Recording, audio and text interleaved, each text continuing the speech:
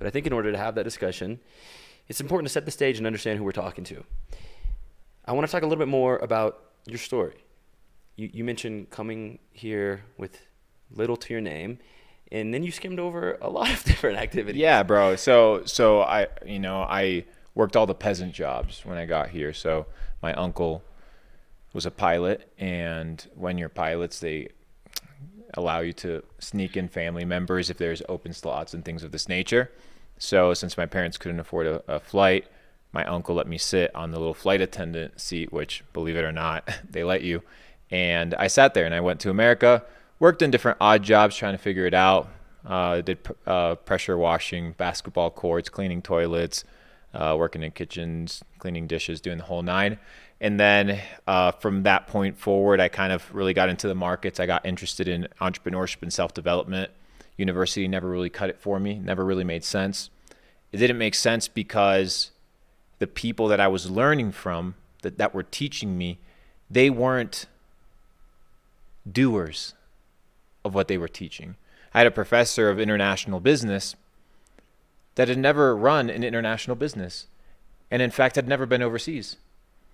So, okay, you may be book smart, but that doesn't mean you understand reality or how life works. You need to understand culture, cultural barriers, understand norms and habits, how people interact, how people move, language, dialects, hand gestures, motions, things that offend people. These things you can't collect in a textbook. You need to learn through experience. So right now I'm really focused on just leveling up, and that's kind of been my journey throughout my entire life. In 2020, after doing really well in e-commerce, I dumped all my money into crypto.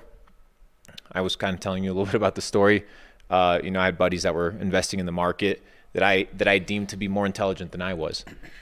So the story goes that I'm with one of my buddies and we're at Chipotle, and I no longer eat at Chipotle. This was when I was in my past life. Fast food is not ideal for you, but we can talk about that later. And I get my Chipotle bowl, and then my buddy's like, "Hey, can you cover me?" I'm like, you're a crypto multimillionaire. And he's like, "Yeah, I don't have money." I'm like, "What do you mean you don't have money?" He's like, "Oh, all my money's in crypto."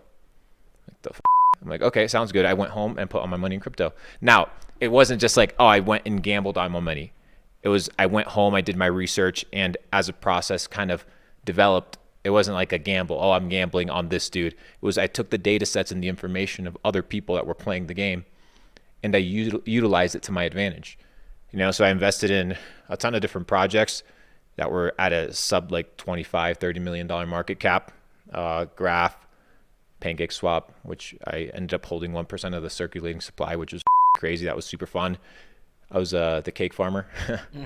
And I introduced kind of DeFi to a lot of the online digital space, and then got into NFTs, played around there, and just leveling up. But right now I'm not really in crypto.